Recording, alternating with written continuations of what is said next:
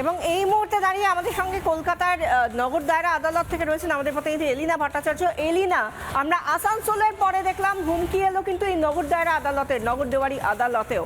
সেক্ষেত্রে এই মুহূর্তের ছবিটা কি? সেখানে কি কোনো রকমভাবে যানবাহন রেস্ট্রিকশন করা হচ্ছে বা ঢুকতে গেলে কোনো বিশেষ রকম চেকিং হচ্ছে, এরকম ছবি ধরা পড়ছে?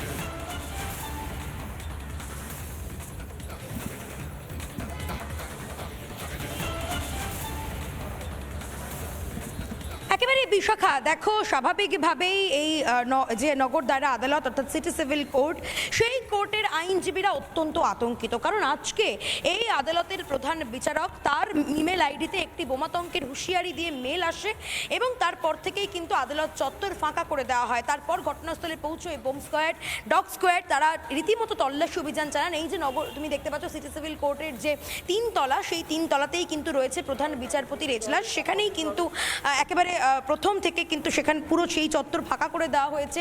তবে তারপর থেকে পরিস্থিতি খানিকটা হলেও স্বাভাবিক হয়েছে। তবে আইনজীবীরা অত্যন্ত আতঙ্কিত।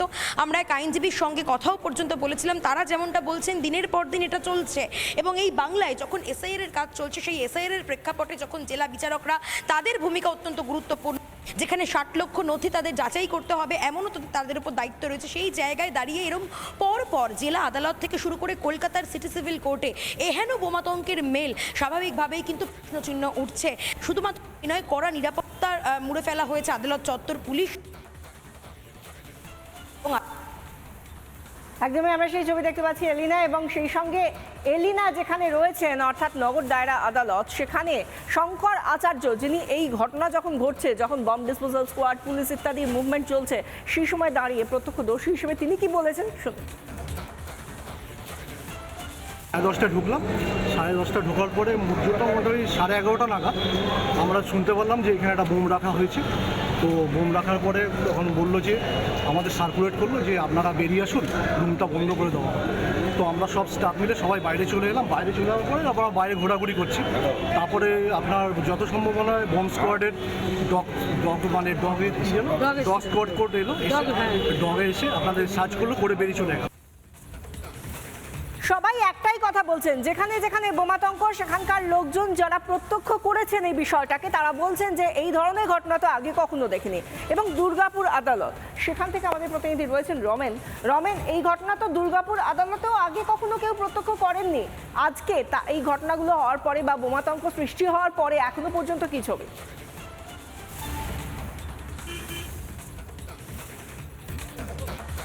দেখো বিশাখা, আমি দুর্গাপুর মহকুমা আদালতের সামনে দাঁড়িয়ে আছি এবং এখনো কার্যত অচল অবস্থা।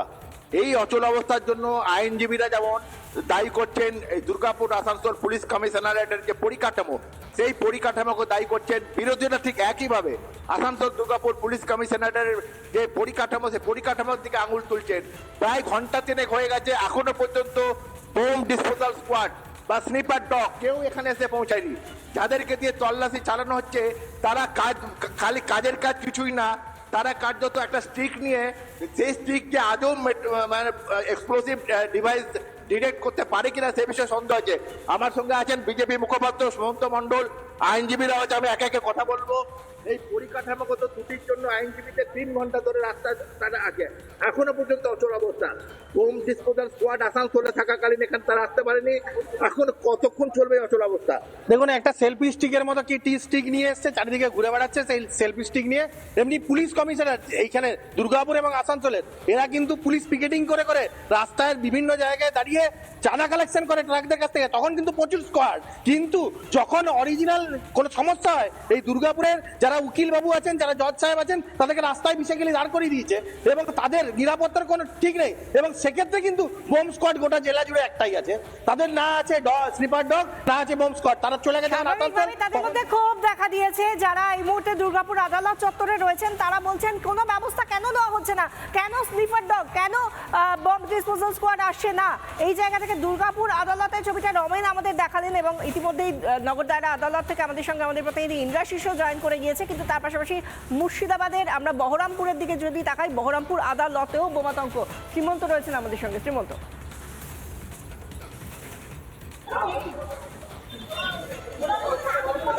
হ্যাঁ, এদিন সকালবেলায় থেকে হঠাৎ একটি মেলের জজ সাহেবের মেলে একটি বোমা আতঙ্কের একটা মেল আসে এবং সেইখানে হুমকি ভরা মেল থেকেই আতঙ্ক সৃষ্টি হয়। ইতিমধ্যে তারপরে জজ সাহেব বহরমপুর থানায় খবর দেয় এবং থানা থেকে স্নিপার ডগ সহ বিভিন্ন সরঞ্জাম নিয়ে কোর্ট এলাকা চত্বরে পুরোপুরি ঘিরে ফেলে এবং নিরাপত্তা বলয় নিয়ে সেই এলাকায় তল্লাশি চালানোর পরে এই দিন দুপুর 2-2:30টার সময় সেই এলাকা থেকে তারা এলাকা ছাড়ে, কিন্তু তারপরেও কিন্তু কিছু খুঁজে পাওয়া যায়নি।